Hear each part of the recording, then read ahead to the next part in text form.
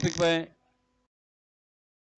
पूर्व का जो टॉपिक था क्रोमोसोमल अबेरेशन या वेरिएशन इन क्रोमोसोमल स्ट्रक्चर, जिसका पहला पार्ट जो हमने पिछले लेक्चर में इस पर चर्चा करी थी, और अभी जो है ये इसका सेकंड पार्ट है।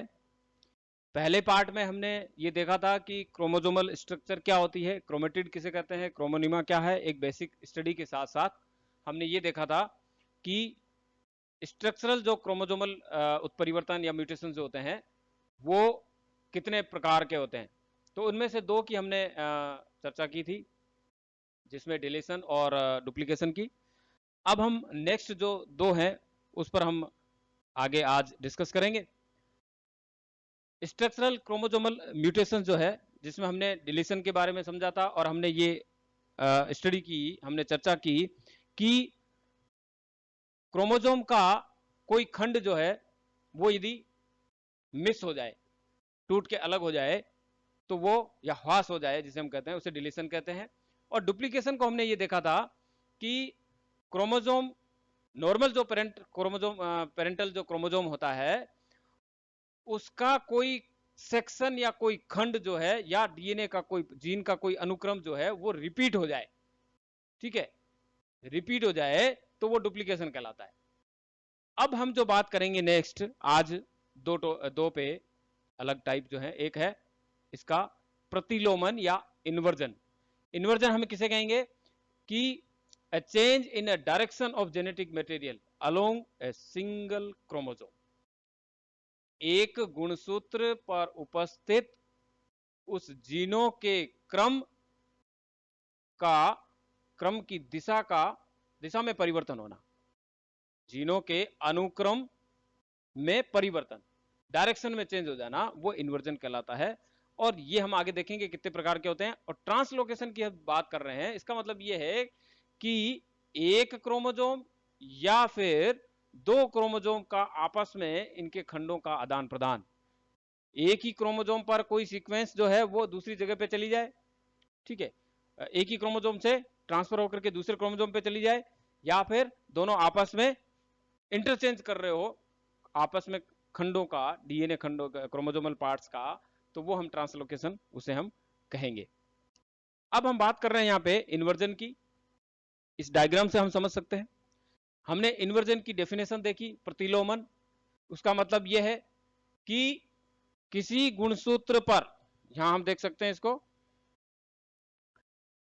किसी गुणसूत्र पर कोई जीन का विशिष्ट अनुक्रम, जैसे ए से लेके एच तक है, आई तक, यह एक नॉर्मल क्रोमोसोम है, और इसकी सीक्वेंस जो है वो उसकी दिशा में परिवर्तन हो जाए।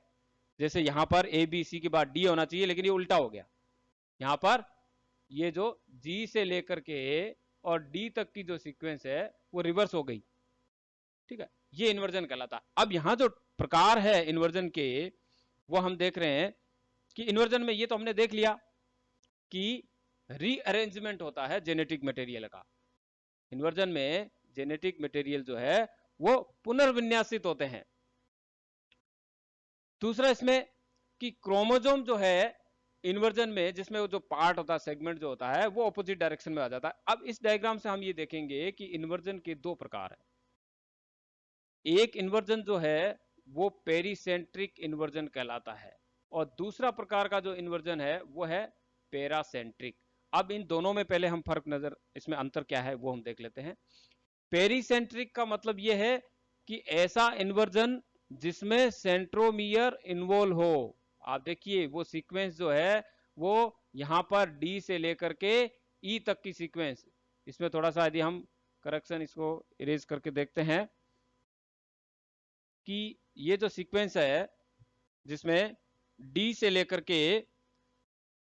लेके और जी तक की सीक्वेंस है, और ये सीक्वेंस यहां हम देख रहे हैं ऑपोजिट डायरेक्शन में हो गई, इन्वर्टेड हो गई, और इस सीक्वेंस के बीच में सेंट्रोमियर आ रहा है। इसका मतलब इसे कहते हैं पेरीसेंट्रिक इन्वर्जन, यानी कि वह इन्वर्जन जिसमें सेंट्रोमियर इन्वॉल्व होता हो उसे हम पेरीसेंट्रिक इन्वर्जन कहते हैं। या हम ये कह सकते हैं कि डीएनए गुणसूत्र का वह खंड, ठीक है, जो जिसका प्रतिलोमन होता हो उसे हम, और जिसमें सेंट्रोमियर इन्वॉल्व हो उसे हम पेरिसेंट्रिक कहते हैं। और दूसरा पैरासेंट्रिक का मतलब जिसमें सेंट्रोमियर इन्वॉल्व नहीं हो, वो अपन इसमें सेकंड डायग्राम जो है इसमें आप समझ सकते हैं कि यहाँ जो सेकंड में बी से लेकर के ई तक की सीक्वेंस जो है वो इन्वर्टेड हुई है। तो ये हो गया इसका पैरासेंट्रिक टाइप का इन्वर्जन।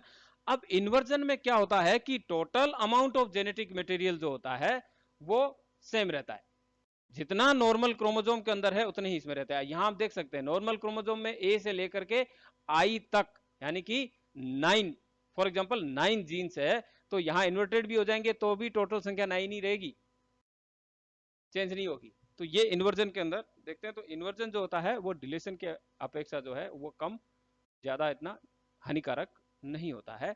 और इसमें फिनोटोपिक जो प्रभाव होते हैं वो भी किसी प्रकार से कोई अल्टर नहीं होते हैं। तो ये डायग्राम जो है वो दोनों यही शो कर रहे हैं, पेरिसेंट्रिक इन्वर्जन और पैरासेंट्रिक इन्वर्जन दोनों ही। यहाँ भी आप देख सकते हैं इन्वर्टेड हो गई, ऑपोजिट डायरेक्शन में हो गई।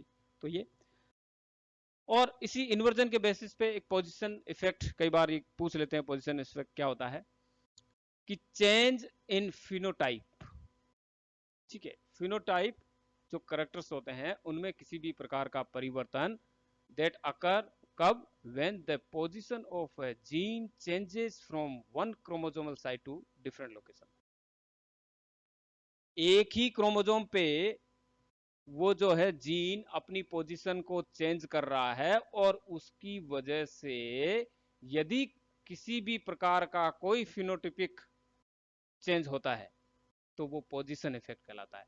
नाम से ही मतलब है कि जीन की पोजीशन में परिवर्तन हो रहा है और जिसकी वजह से जो फिनोटिपिक इफेक्ट शो होता हो उसे हम पोजीशन इफेक्ट कहते हैं। अब यहां पर जो मियोसिस फर्स्ट के अंदर या इन्वर्जन हेट्रोजाइगोट जो है इसका एग्जांपल हम देख सकते हैं।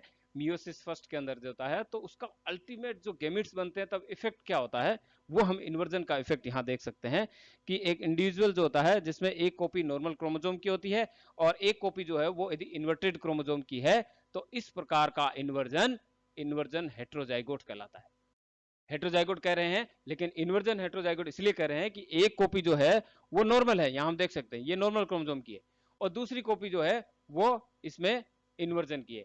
तो ये जो है जिसमें क्रॉस ओवर होगा मियोसिस फर्स्ट के दौरान रिकॉम्बिनेशन में, तो उस समय ये जो कहलाएगा ये इन्वर्जन हेट्रोजाइगोट कहलाएगा। और इसका इफेक्ट क्या होगा वो हम देख सकते हैं कि मियोसिस फर्स्ट में जब होमोलोगस जो सिस्टर क्रोमेटिड जो होते हैं इनके बीच में रिकॉम्बिनेशन होगा, साइनस बचे बनेंगे इनके बीच में, तो हम यहाँ पे देख सकते हैं कि इस पेयरिंग के द्वारा जब क्रॉसओवर होगा और जो गेमीट्स प्रोड्यूस होंगे जिसमें आप देखिए कि एक जो है वो नॉर्मल क्रोमोसोम है फर्स्ट नंबर का, आप सेकंड देखिए सेकंड नंबर और थर्ड नंबर जो है ये दोनों डुप्लीकेटेड है, एक में डुप्लीकेटेड और एक में डिलीटेड आ रहा है ना, और ये लास्ट नंबर जो है ये नॉर्मल क्रोमोसोम है और ये नॉर्मल में भी इन्वर्टेड नॉर्मल जो पेरेंटल में यहाँ पे था। तो यहाँ पर डिलीशन और डुप्लीकेशन जो है वो इस इन्वर्जन के द्वारा क्रिएट हो रहे हैं। और ये इन्वर्जन हाइड्रोजाइगोट्स के अंदर हम ये भी देख रहे हैं, चूंकि पहला जो था इन्वर्जन, ये इन्वर्जन जो था वो पेरीसेंट्रिक था। तो आप ये देखिए कि इन्वर्टेड हेट्रोजाइगोट्स में मियोसिस फर्स्ट के दौरान जब इसमें क्रॉस ओवर होगा, क्रॉसिंग ओवर होगा, तो उसके बाद जो गेमिट बनेंगे, ठीक है, यानी इन्वर्जन हो रहा है और ये इन्वर्जन में इन्वॉल्व क्या है देखिए आप यहां से लेकर के यानी कि सेंट्रोमियर इन्वॉल्व है।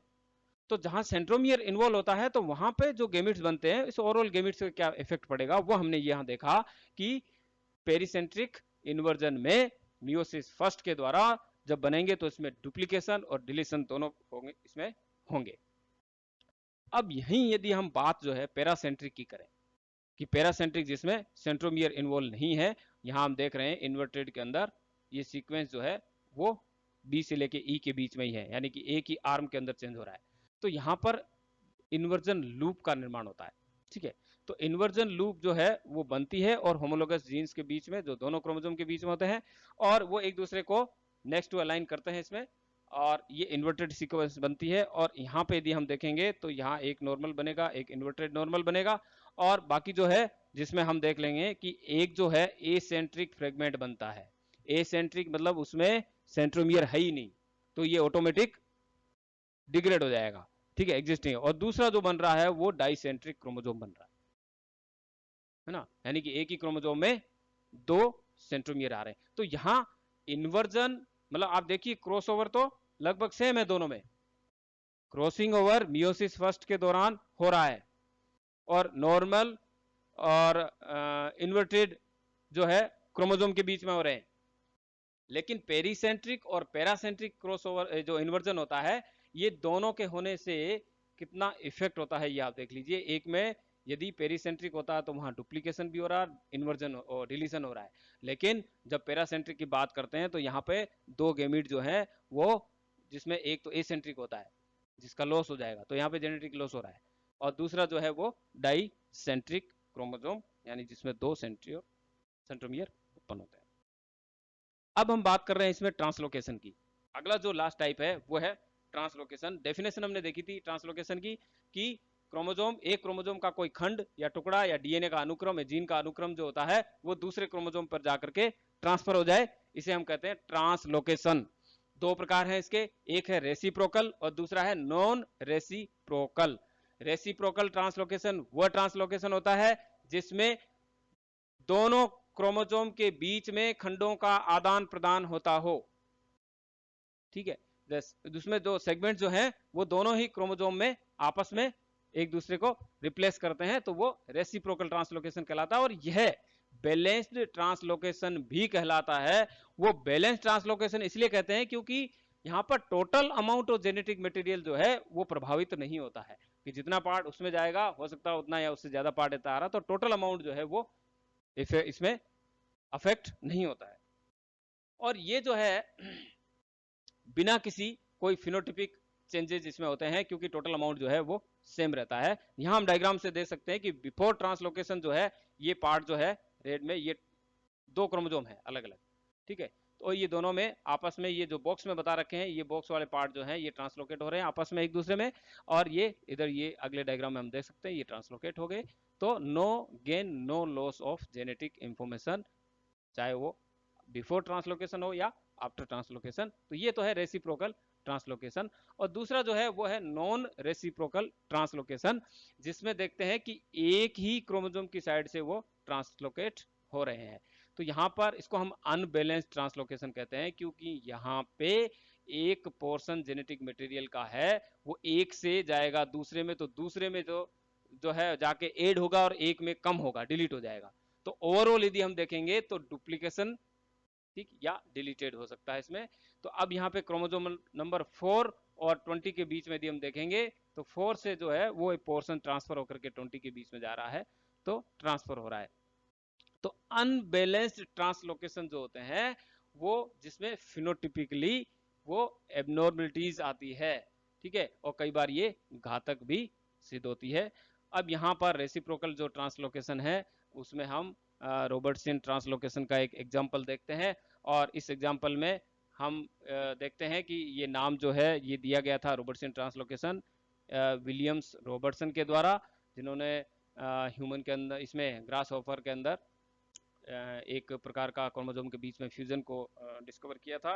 और इस प्रकार का जो ट्रांसलोकेशन है ये अराइज होता है नियर द सेंट्रोमियर, जो कि दोनों ही नॉन होमोलोगस जो एक्रोसेंट्रिक क्रोमोसोम होते हैं उनके बीच में, ठीक है, ट्रांसलोकेशन होता है। यहाँ हम डायग्राम में देख सकते हैं, एक जो है ये नॉर्मल है क्रोमोसोम और नॉन होमोलोगस और एक्रोसेंट्रिक क्रोमोसोम, एक्रोसेंट्रिक यानी कि टिप से या सिरे से थोड़ा दूर की तरफ सेंट्रोमियर जो है वो यहाँ पे उपस्थित है। और इधर भी हम देख रहे हैं तो यहाँ भी ये एक्रोसेंट्रिक क्रोमोसोम है, और इन दोनों के बीच में, ठीक है, ये दोनों आपन टूटते हैं और दोनों के बीच में रीजोनिंग होती है। तो यहाँ पर जो क्रोमोसोम बनता है लॉन्ग आर्म जिसमें सेंट्रोमियर है एक, ये रॉबर्टसियन ट्रांसलोकेशन कहलाता है, रॉबर्टसियन क्रोमोसोम के नाम से। और दूसरा फ्रेगमेंट जो बनता है वो स्मॉल फ्रेगमेंट, जो कि यूजुअली उसका लॉस हो जाता है। तो लॉन्ग आर्म जो होती है क्रोमोसोम नंबर 14 और 21, ये दोनों आपस में फ्यूज हो जाती है। तो ऐसा जो ट्रांसलोकेशन जो है जिसमें केवल एक्रोसेंट्रिक क्रोमोसोम जो होते हैं वो ही इन्वॉल्व होते हैं। और यहाँ पे हम देख सकते हैं ह्यूमन के अंदर कि जो क्रोमोसोम नंबर 13 14, 15, 21 और 22, ये क्रोमोजोम जो है ये आपस में इसमें इन्वॉल्व होते हैं। तो ये जो था दोनों चैप्टर मिला के, फर्स्ट पार्ट और इसका सेकंड पार्ट, इस दोनों पार्ट में हमने ये डिसाइड इसमें डिस्कस किया कि जो स्ट्रक्चरल चेंजेस होते हैं क्रोमोसोम के अंदर, उसकी वजह से कितने प्रकार के वो चेंजेस हैं और कौन कौन से इसमें चेंजेस होते हैं, क्या क्या उसमें